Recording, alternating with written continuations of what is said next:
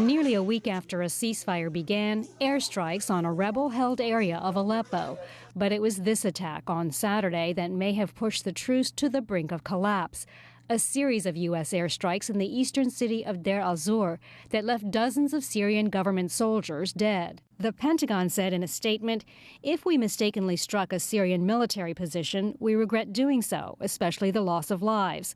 The coalition aircraft conducting the mission believed they were striking ISIL forces.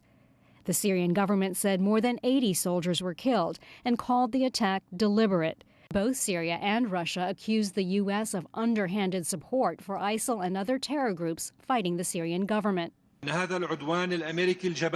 hostile act from the U.S. is a very serious attack against Syria and its army, and it's crystal clear evidence of the support by the United States and their allies to the Daesh organization and other terrorist armed groups. It is quite significant and frankly suspicious that the United States chose to conduct this particular airstrike at this time. After all, they did nothing when ISIL was advancing on Palmyra. ISIL made a 100-mile march without being attacked by the coalition.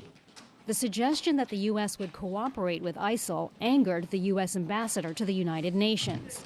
The Russian spokesperson, I believe, came out and thought somehow we were complicit in even trying to protect ISIL. Really? American citizens have been beheaded by this group.